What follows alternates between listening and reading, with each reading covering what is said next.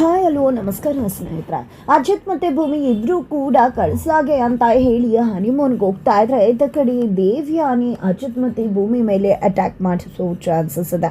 ಹಾಗಿದ್ರೆ ಏನಾಯಿತು ಅಂತದ್ದು ಎಲ್ಲವನ್ನ ಕೂಡ ತಿಳ್ಕೋಬೇಕು ಅಂದರೆ ಈಗಲೇ ನಮ್ಮ ಈ ಚಾನಲ್ನ ಸಬ್ಸ್ಕ್ರೈಬ್ ಮಾಡಿ, ಹಾಗೆ ಒಂದು ವಿಡಿಯೋವನ್ನು ಪೂರ್ತಿಯಾಗಿ ನೋಡೋದನ್ನು ಯಾವುದೇ ಕಾರಣಕ್ಕೂ ಕೂಡ ಮರಿಬೇಡಿ.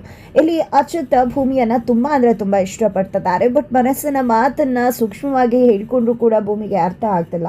ಅದ ಕಡೆ ಭೂಮಿ ಕೂಡ ನನ್ನ ಗಂಡನೇ ಅಜಿತ್ ಅಂತ ಹೇಳಿ ಅನ್ಕೊಂಡ್ಬಿಟ್ಟಿದ್ದಾಳೆ, ಬಟ್ ಅದು ಯಾವುದನ್ನ ಕೂಡ ಯಾವುದೇ ಕಾರಣಕ್ಕೂ ಕೂಡ ಅಜಿತ್ ಮುಂದೆ ತೋರಿಸ್ತಿಲ್ಲ ಕೂಡ. ಇದು ಎಲ್ಲದರ ನಡುವೆ ಭೂಮಿಯ ಜನ್ಮ ರಹಸ್ಯ ಏನು ಅನ್ನೋ ವಿಷಯ ಅಜಿತ್ಗೆ ಗೊತ್ತಾಗಿಬಿಡತ್ತ.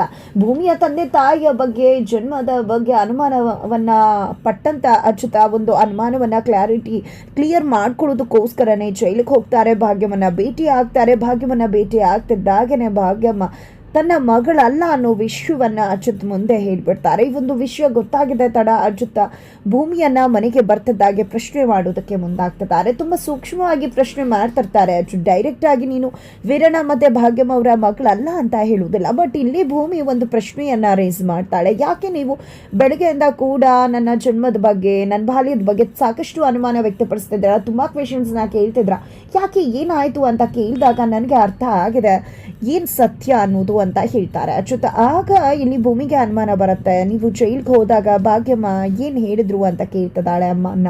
ಹಾಗಾಗಿ ಇಲ್ಲಿ ಅಜಿತ್ ಕೂಡ ಏನು ಹೇಳಬೇಕು ಅದನ್ನೇ ಹೇಳ್ತಾರೆ. ನೀನು ಅವರ ಮಗಳನ್ನ ಅಲ್ಲ ಅನ್ನೋ ವಿಷಯವನ್ನು ಅವರು ನನ್ನ ಹತ್ರ ಹೇಳಿದ್ರು ಅಂತ ಹೇಳಿ ಅಜಿತ್ ಹೇಳ್ತಾರೆ. ನೀನು ಯಾಕೆ ವಿಷಯವನ್ನು ನನ್ನ ಹತ್ರ ಮುಚ್ಚಿಟ್ಟೆ, ನನ್ನ ಹತ್ರ ಮುಚ್ಚಿಡುವಂಥದ್ದು ಏನಿತ್ತು ಅಂತ ಹೇಳಿ ತುಂಬ ಕೋಪ ಮಾಡ್ಕೋತಾರೆ ಅಜಿತ್. ಅದಕ್ಕೆ ಇಲ್ಲಿ ಭೂಮಿ ಕಾರಣವನ್ನು ಕೊಡ್ತಿದ್ದಾಳೆ. ಹೌದು, ನಾನು ಇಲ್ಲಿ ವೀರಣ್ಣ ಮತ್ತು ಭಾಗ್ಯಮ್ಮನ ಮಗಳು ಅಲ್ಲದೆ ಇರ್ಬೋದು, ಆದರೆ ನಿಜಕ್ಕೂ ಕೂಡ ನನ್ನನ್ನು ರಾಣಿ ಥರ ನೋಡ್ಕೊಂಡಿದ್ದಾರೆ. ನನಗೂ ಕೂಡ ಗೊತ್ತಿರಲಿಲ್ಲ, ಇತ್ತೀಚೆಗಷ್ಟೇ ನಾನು ಅವ್ರ ಮಗಳಲ್ಲ ಅನ್ನೋ ವಿಷಯವನ್ನು ಜೈಲಿನಲ್ಲಿ ಭಾಗ್ಯಮ್ಮ ಹೇಳಿದ್ದು. ಆಗ ನನ್ನ ತಂದೆ ತಾಯಿ ಯಾರು ಅನ್ನೋದನ್ನ ತಿಳ್ಕೊ ಕೂಡ ಹೇಳಿದ್ರು. ಆದರೆ ನನಗೆ ಅವರನ್ನು ತಿಳ್ಕೊಂಡ್ರೆ ನಿಜಕ್ಕೂ ಕೂಡ ಏನಾಗತ್ತೆ, ಇಲ್ಲಿ ನನ್ನ ಭಾಗ್ಯಮನ್ನ ರಿಲೀಸ್ ಮಾಡ್ಸೋಕ್ಕಾಗಲ್ಲ. ನಿಮ್ಗೇನಾದರೂ ವಿಷಯ ಗೊತ್ತಾದರೆ ನೀವು ಮಾಡ್ಬೋದು ಅನ್ನೋ ಕಾರಣಕ್ಕೆ ನಾನು ಈ ವಿಷಯನ ನಿಮ್ಮ ಹತ್ರ ಹೇಳೋಕ್ಕೆ ಮುಂದಾಗಲಿಲ್ಲ.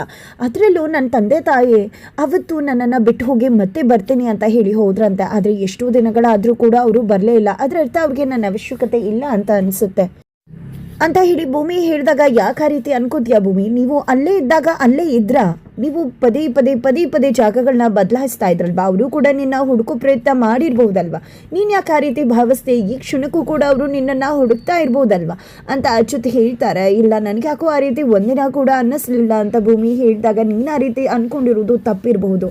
ನೀನು ಭಾಗ್ಯಮನ್ನ ನಾನು ರಿಲೀಸ್ ಮಾಡಿಸೋದಿಲ್ವೇನೋ ಬೇಜವಾಬ್ದಾರಿಯಿಂದ ಅಂತ ಅಂದ್ಕೊಂಡು ಈ ರೀತಿಯಾಗಿ ಅನ್ಕೋತಿದ್ಯಾ. ಅವರು ಕೂಡ ಒಬ್ಬಳೇ ಮಗಳಾಗಿದ್ದು ನಿನ್ನನ್ನು ಮಿಸ್ ಮಾಡ್ಕೋತಿರ್ಬಹುದಲ್ವ. ನೀನೇನಾದರೂ ಅವ್ರ ಹತ್ರಕ್ಕೆ ಹೋದ್ರೆ ಅವ್ರಿಗೆ ಕಳೆದು ಹೋದ ದಿನಗಳು ಎಲ್ಲವೂ ಕೂಡ ಮತ್ತೆ ಮರುಕಳಿಸಿದಾಗ ಆಗತ್ತಲ್ವ. ಕಳೆದೋಗಿರೋ ಮಗಳು ಮತ್ತೆ ಸಿಕ್ಕಾಗ ಅವರ ಜೀವನನೇ ಬೇರೆ ರೀತಿ ಆಗಬಹುದಲ್ವ. ಅವರು ಕೂಡ ನಿನಗೋಸ್ಕರ ಹತ್ರ ಪಡ್ತಿರ್ಬಹುದಲ್ವ, ಕಾತರಿಸ್ತಿರ್ಬಹುದಲ್ವ ಅಂತ ಹೇಳಿ ಅಜಿತ್ ಭೂಮಿಗೆ ಅರ್ಥ ಮಾಡಿಸ್ಲಿಕ್ಕೆ ಮುಂದಾಗ್ತಾರೆ. ಈ ಕಡೆ ಭೂಮಿಗೆ ಎದುರು ಇರ್ಬೋದು ಅಂತ ಅನ್ಸುತ್ತೆ. ತದನಂತರ ಇಲ್ಲಿ ಆದರೆ ನನಗೆ ಭಾಗ್ಯಮನ್ನ ಬಿಡುಗಡೆ ಮಾಡಿಸೋದೇ ಮುಖ್ಯ, ಅದಕ್ಕಿಂತ ನನಗೆ ಫಸ್ಟ್ ಯಾವುದೇ ರೀತಿ ಪ್ರಿಯಾರಿಟಿ ಇಲ್ಲ, ಹಾಗಾಗಿ ನಾನು ಹುಡ್ಕೋದಕ್ಕೆ ಮುಂದೆ ಆಗಲಿಲ್ಲ ಅಂದಾಗ, ನೋಡು ಭೂಮಿ, ನನ್ನ ಮೇಲೆ ನಂಬಿಕೆ ಇಡು, ಖಂಡಿತವಾಗ್ಲೂ ನಾನು ನಿಮ್ಮಮ್ಮ ಭಾಗ್ಯಮನ್ನ ಬಿಡಿಸೋದ್ರಲ್ಲಿ ಯಾವುದೇ ರೀತಿ ತಡ ಮಾಡುವುದಿಲ್ಲ.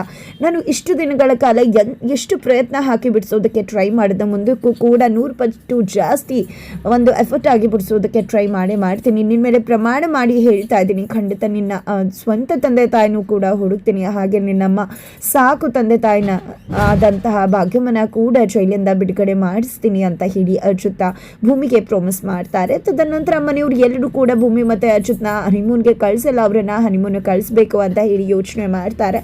ಎಲ್ಲರೂ ಒಂದೊಂದು ಜಾಗಗಳನ್ನ ಬರೆದು ಚಿಟ್ಟನ್ನು ಹಾಕಿದ್ದಾರೆ. ಈ ಕಡೆ ಭೂಮಿ ಮತ್ತು ಅಚ್ಯುತ್ನನ್ನ ದೇವ್ರ ಮುಂದೆ ಕೂರಿಸಿದೆ. ಸಂಗೀತ ಅವರು ಒಂದು ಚಿಟ್ಟನ್ನು ತಗೊಳ್ಳಿ ಅಂತ ಹೇಳ್ತಾರೆ. ಏನದು ಏನು ಅಂತ ಹೇಳಿ ಅಚ್ಯುತ್ ಭೂಮಿ ಕೇಳಿದಾಗ, ಫಸ್ಟ್ ಎತ್ತಿ ಅಂತ ಹೇಳಿದಾಗ ಎತ್ತಾರೆ, ಅದರಲ್ಲಿ ಕಳಸ ಅಂತ ಬರುತ್ತೆ. ಅಯ್ಯೋ, ಇದು ನನ್ನ ಫೇವ್ರೆಟ್ ಪ್ಲೇಸ್, ನಾನೇ ಹಾಕಿದ್ದದ್ದು ಕಳಸ ಅಂತ ಬಂದದ, ನೀನು ಮತ್ತು ಭೂಮಿ ಇಬ್ರು ಕೂಡ ಹನಿಮೂನ್ಗೆ ಕಳ್ಸಕ್ಕೆ ಹೋಗ್ತಿದ್ರ ಅಂತ ಹೇಳ್ತಾರೆ. ಏನವ ಮಾತಾಡ್ತಿದ್ಯಾ ನೀನು ಅಂತ ಹೇಳಿ ಅಜಿತ್ ಮತ್ತು ಭೂಮಿ ಇಬ್ರು ಕೂಡ ಶಾಕ್ ಆಗ್ತಾರೆ. ಅದಕ್ಕೆ ಇಲ್ಲಿ ಸಂಗೀತ ಅವರು, ಅಯ್ಯೋ ನಿಮ್ಮನ್ನ ಹನಿಮೂನ್ಗೆ ಕಳಿಸಿಲ್ಲ ಅನ್ನೋದು ನೆನಪಾಯಿತು, ಹಾಗಾಗಿ ಒಬ್ಬೊಬ್ರು ಒಂದೊಂದು ಜಾಗ ಹೇಳಿದ್ರು, ಉದ್ದೇಶ ಕೂಡ ಹೇಳಿದ್ರು, ಬಟ್ ನಂಗೆ ಅದು ಯಾವುದೂ ಇಷ್ಟ ಆಗಿಲ್ಲ.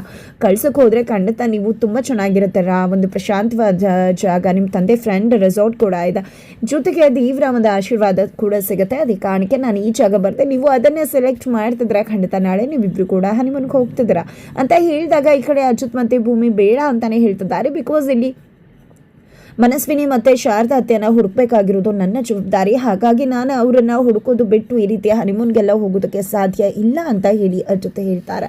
ಆ ರೀತಿ ಹುಡುಕೋದಕ್ಕೆ ನಾನಿದ್ದೀನಿ, ಇಷ್ಟು ವರ್ಷಗಳ ಕಾಲ ಹುಡುಕಿಲ್ವಾ, ಮುಂದೆ ಕೂಡ ಹುಡುಕ್ತೀನಿ, ನೀವು ಅದ್ರ ಬಗ್ಗೆ ತಲೆ ಕೆಡಿಸ್ಕೋಬೇಡಿ ಅಂತ ಶ್ರವಣ್ ಹೇಳ್ತಾರೆ. ಇತ್ತ ಕಡೆ ಭೂಮಿ ಅಚ್ಯುತ್ನೇ ನೋಡ್ತಿದ್ದಾಳೆ. ಆಗ ಇಲ್ಲಿ ಅಚ್ಯುತ್ ಏನು ಭೂಮಿ ನಾನೇ ಬೇಕು ಅಂತ ಹೇಳ್ತಿರೋ ಹಾಗೆ ನೋಡ್ತಿದ್ಯಲ್ಲ ನನಗೂ ಕೂಡ ಶಾಕೆ ಆಗ್ತಿರೋದು, ಸ್ವಲ್ಪ ಸುಮ್ಮನೆ ಆ ಕಡೆ ತಿರ್ಕೋ ಅಂತ ಹೇಳಿ ಜೊತೆ ಹೇಳ್ತಾರೆ. ಇತ್ತ ಕಡೆ ಸಂಗೀತ್ ಅವರು ನನ್ನ ಮೇಲೆ ಪ್ರಮಾಣ ಮಾಡಿ ಹೇಳ್ತಿದ್ದಲ್ಲಿ ನೀವಿಬ್ರು ಹೋಗ್ಲೇಬೇಕು, ಯಾವುದೇ ಕಾರಣಕ್ಕೂ ಇಲ್ಲ ಅನ್ನೋ ಹಾಗಿಲ್ಲ ಅಂತ ಹೇಳ್ತಾರೆ. ಆತ ಕಡೆ ಅಶ್ವಿನಿ ಮನಸ್ವಿನಿಯಾಗಿ ಮನೆಗೆ ಎಂಟ್ರಿ ಕೊಡೋಕೆ ರೆಡಿ ಆಗಿದ್ದಾಳೆ. ಬಟ್ ಅದಕ್ಕೂ ಕೂಡ ಸಮಯ ಬೇಕು ಅಂತ ಹೇಳಿ ವೆಯ್ಟ್ ಮಾಡ್ತಿದ್ದಾಳೆ. ಶಾರದಮ್ಮನ ಯಾರಿಗೂ ಕೂಡ ಗೊತ್ತಾಗದಿರೋ ಜಾಗದಲ್ಲಿ ಇರಿಸಿ ಅಲ್ಲಿಯ ಮುಖಾಂತರ ಅವರ ಜೊತೆಯಾಗಿ ಇಲ್ಲಿ ಮನಸ್ವಿನಿಯಾಗಿ ಎಂಟ್ರಿ ಕೊಡಬೇಕು ಅಂತ ಒಂದು ದೊಡ್ಡ ಸಂಚಲನೆ ಮಾಡಿದಾಳೆ. ಇಲ್ಲಿ ಶಾರದಮ್ಮನ ಬೇರೆದೇ ಜಾಗಕ್ಕೆ ಕಳಿಸ್ತಿದ್ದಾಳೆ ಅಂತಾನೆ ಹೇಳ್ಬೋದು. ಇತ್ತ ಕಡೆ ಶ್ರವಣ್ ಅವರು ತುಂಬಾ ಖುಷಿಯಿಂದ ಮನೆಯವ್ರ ಹತ್ರ ಒಂದು ವಿಷಯ ಹೇಳಬೇಕು ಅಂತ ಬರ್ತಾರೆ. ಏನು ವಿಷಯ ಏನು ಅನ್ನೋದನ್ನ ಯಾರಿಂದ ಕೂಡ ಗೆಸ್ ಮಾಡೋಕ್ಕಾಗೋದಿಲ್ಲ. ಇತ್ತ ಕಡೆ ಅಚ್ಯುತ್ ಮತ್ತೆ ಭೂಮಿ ಸತ್ಯನ ಜೊತೆ ಪೊಲೀಸ್ ಸ್ಟೇಷನ್ ಅಲ್ಲಿ ಜಗಳ ಮಾಡ್ಕೊತಿದ್ದಾರೆ. ಬಿಕಾಸ್ ಹನಿಮೂನ್ಗೆ ಹೋಗ್ಬೇಕು ಅಂದಾಗ ಅಚ್ಯುತ್ ಸಾಹೇಬ್ರು ಯಾವುದೇ ಕಾರಣಕ್ಕೂ ಬೇಡ ಅಂತ ಏನಷ್ಟಾಗಿ ಹೇಳಲಿಲ್ಲ ಅಂತ ಹೇಳಿ ಭೂಮಿ ಹೇಳ್ತಾಳೆ, ಇಲ್ಲ ನನಗಂತೂ ಹೆಸರು ಹೇಳೋದೇ ಕಷ್ಟ ಆಗುತ್ತೆ, ನಾನಂತೂ ಹೋಗೋದೇ ಇಲ್ಲ ಅಂತ ಹೇಳ್ತಿದ್ದಾರೆ. ಬಟ್ ಸತ್ಯನ ಅಂತೂ ತುಂಬ ಚೆನ್ನಾಗಿದೆ ಐಡಿಯಾ, ಇಬ್ರು ಕೂಡ ಹೋದ್ರೆ ಒಳ್ಳೇದು ಅಂತ ಹೇಳ್ತಾರೆ. ಇಬ್ರು ಕೋಪ ಮಾಡ್ಕೊಂಡ ತಕ್ಷಣ ಸರಿ ಆಯಿತು, ಕ್ಯಾನ್ಸಲ್ ಮಾಡೋದಕ್ಕೆ ಏನು ಮಾಡಬೇಕು ಅದನ್ನು ಮಾಡಿ ಅಂತ ಕೂಡ ತಿಳಿಸ್ತಾರೆ ಸತ್ಯನ. ತದನಂತರ ಇತ್ತ ಕಡೆ ಶ್ರವಣ ಮನೆಯವ್ರು ಯಾರು ಕೂಡ ಸರ್ಪ್ರೈಸ್ ಏನು ಅನ್ನೋದನ್ನು ಗೆಸ್ ಮಾಡದೇ ಇದ್ದಾಗ ನಿಮ್ಮಿಂದ ಗೆಸ್ ಮಾಡೋಕ್ಕಾಗಲ್ಲ, ನಾನೇ ಹೇಳ್ತೀನಿ. ಇನ್ನು 2 ವಾರದಲ್ಲಿ ಒಂದು ಒಳ್ಳೆ ಮುಹೂರ್ತ ಇದೆಯಂತೆ, ಅಂಚು ನಿಶ್ಚಿತಾರ್ಥ ಅವತ್ತು ಮಾಡ್ಬೋದು ಅಂತ ಗುರುಗಳು ಹೇಳಿದ್ರು ಅಂದಾಗ ಎಲ್ರಿಗೂ ಕೂಡ ಖುಷಿ ಆಗತ್ತೆ. ಇತ್ತ ಕಡೆ ಅಜ್ಜಿ ನೋಡು ದೇವ್ಯಾನಿ, ಈಗ ನಿನ್ನ ಮಗಳನ್ನ ನೀನು ಕರೆಸಬಹುದು ಅಂತ ಹೇಳ್ತಾರೆ. ಖಂಡಿತ ಅತ್ತೆ ಅಂತ ಹೇಳಿ ಇಲ್ಲಿ ದೇವ್ಯಾನಿ ಕೂಡ ಹೇಳ್ತಿದ್ದಾರೆ. ಖಂಡಿತ ನೆಕ್ಸ್ಟ್ ವೀಕ್ ಮಾಡಿಬಿಡೋಣ, ಯಾಕಂದರೆ ಅಷ್ಟರಲ್ಲಿ ಅಜಿತ್ ಮತ್ತು ಭೂಮಿ ಕೂಡ ಹನಿಮೂನಿಂದ ಬಂದಿರ್ತಾರೆ ಅಂತ ಸಂಗೀತ ಅವರ ಒಪಿನಿಯನ್ ಕೂಡ ಆಗುತ್ತೆ. ಕೊನೆಗೂ ಕೂಡ ಇಲ್ಲಿ ದೇವ್ಯಾನಿ ತನ್ನ ಮಗಳನ್ನ ಕರೆಸೋ ಸಮಯ ಬಂದಿದ್ದಾಯಿತು. ಆಲ್ರೆಡಿ ಅಜಿತ್ನ ಬಿಟ್ಟು ನಚ್ಚುಗೆ ಮದುವೆ ಮಾಡಿಸೋ ಪ್ರಯತ್ನದಲ್ಲಿದ್ದಾರೆ ದೇವ್ಯಾನಿ. ಹಾಗಿದ್ರೆ ಇಲ್ಲಿ ಅಂಚು ಮನೆಗೆ ಬರ್ತಿದ್ದಾಗೇನೆ ಅಜಿತ್ ಬಿಟ್ಟು ಇನ್ಯಾವುದೋ ಹುಡುಗನ್ ಬಿಟ್ಟು ನಚ್ಚು ಜೊತೆನೆ ನಿಶ್ಚಿತಾರ್ಥ ಮದುವೆ ಮಾಡಿ ಮುಗಿಸ್ಬಿಡ್ತಾರೆ ದೇವ್ಯಾನಿ ಅನ್ನೋದನ್ನ ನೋಡಬೇಕಾಗಿದೆ.